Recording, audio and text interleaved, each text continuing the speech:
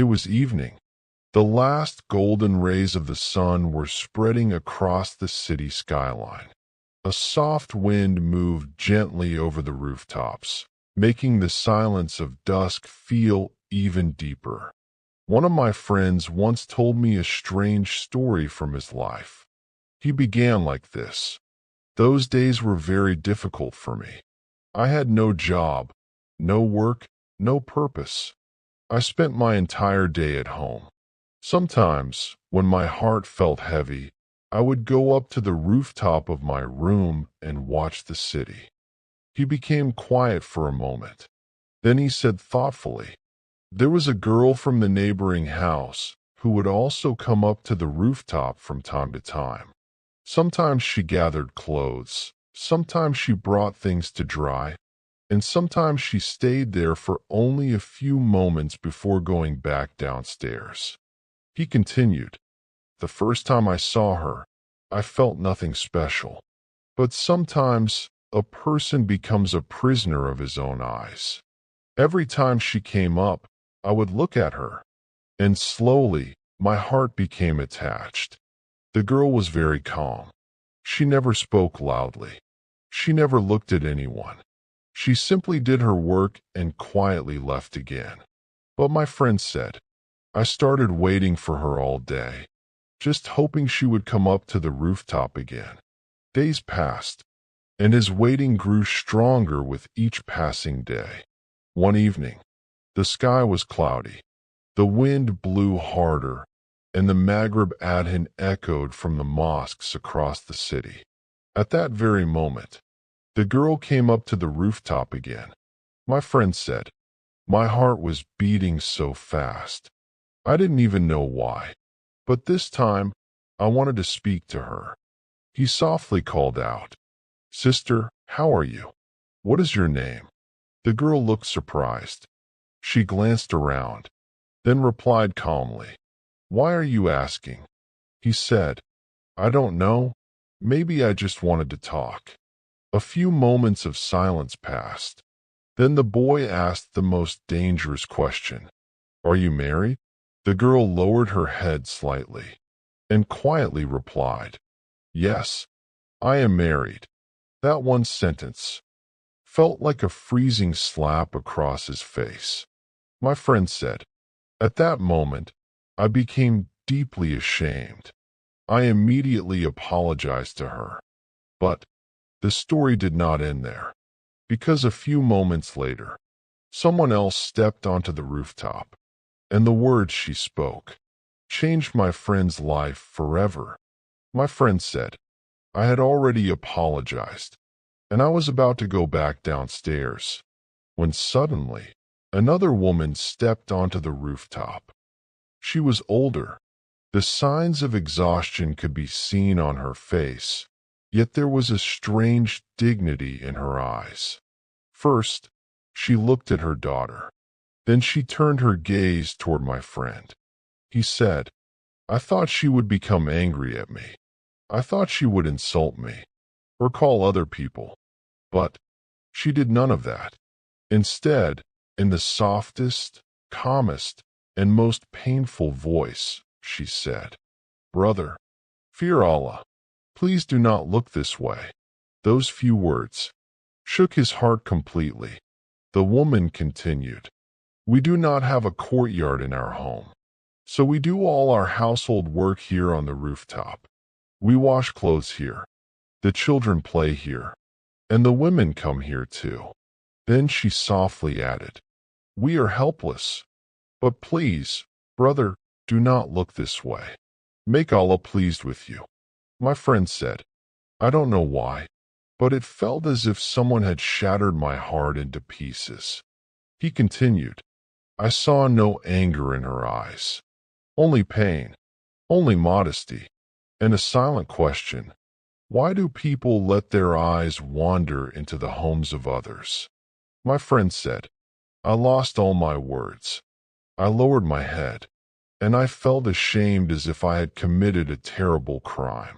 He immediately replied, Sister, forgive me. I will never do this again. The woman simply said, May Allah forgive you." It was such a simple sentence.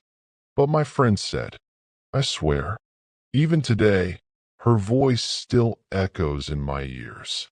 He came down from the rooftop, but he said, "That day, I did not only come down from a rooftop. I stepped away from a dangerous path of my own soul." That night, he could not sleep.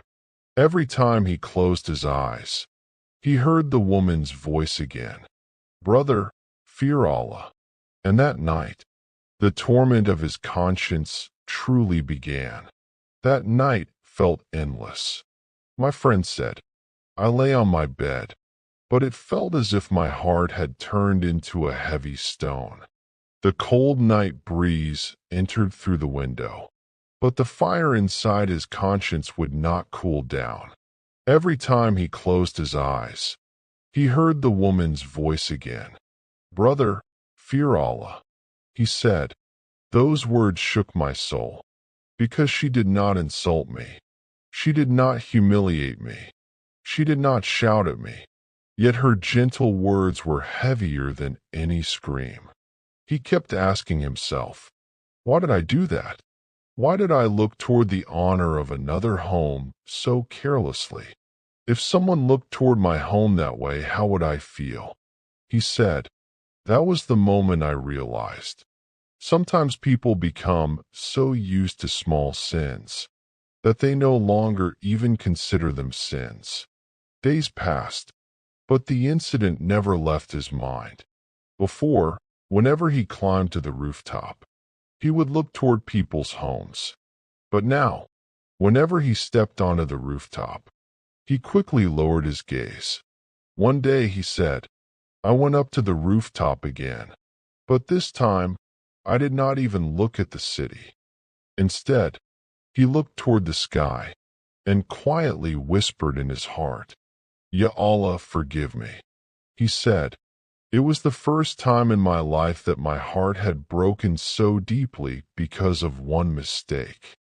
That rooftop, which was once a place of entertainment for him, had now become a place of shame, reflection, and repentance. But the real change was still ahead, because a few days later, he heard something that completely changed the way he saw life. A few days later, my friend said, "I was walking toward the market. My mind was still full of that incident. The street was calm. Children were playing, shops were open, and people were busy with their daily work." He said, "Suddenly, I heard two men talking. One man said to the other, 'The people of that house are very honorable. They live in hardship, but they have preserved their dignity.'" My friend said, "When I heard the name of the house, my heart skipped a beat. It was the same neighboring house." He stopped walking. Then the man continued, "The women of that house are very helpless. They do not have a courtyard, so they do all their work on the rooftop. But no one has ever heard a bad word from them." My friend said, "At that moment, I lowered my head, because I had looked at such honorable people with the wrong eyes." He continued, "I realized that sometimes a person, for a moment of desire, forgets the honor, modesty, and comfort of others." That same day, he returned home. He stood in front of the mirror for a long time, looking at himself silently. He said, "I saw a different person in the mirror, a person who was not evil, but whose eyes had made a mistake." Then he whispered, "Sin does not always begin with the hands. Sometimes it begins with just a look." His eyes filled with tears. That night, he performed a long prayer of repentance, and in a broken voice, he said, "O Allah, purify my sight, and forgive me for the harm I caused unknowingly." That night, his heart finally felt a little peace, but he did not yet know that soon this incident would bring him the greatest lesson of his life. Days passed. My friend said, I had changed my habit. I rarely went to the rooftop anymore, and if I did, I kept my gaze lowered. He thought the story had ended, but Allah had still kept one final lesson for him. One evening, the Maghrib adhan was echoing from the mosque. The sky was reddish, and silence covered the rooftops of the city. My friend said, "Suddenly, I heard crying from that same house." His heart became uneasy.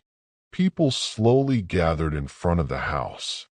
He asked someone, "What happened?" The man replied in a sad voice, "The elderly woman of the house has passed away." That same woman, that same mother, who had once said with such dignity, "Brother, fear Allah." My friend said, "My legs started trembling.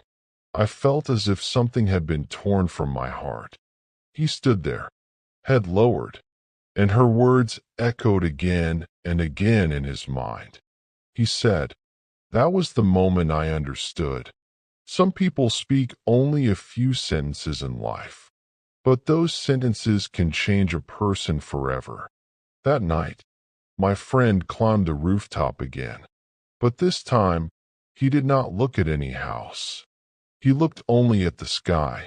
His eyes were full of tears, and in a broken voice he said, "O Allah, that woman saved me from a great sin. Grant her paradise." The wind moved gently. City lights glowed, and the boy who once let his eyes wander across people's homes now stood with his head lowered in shame, repentance, and deep realization. He told me, "I swear, from that day I learned that sometimes the most dangerous sin is just the first look." And then he became silent. His eyes were wet, and I understood.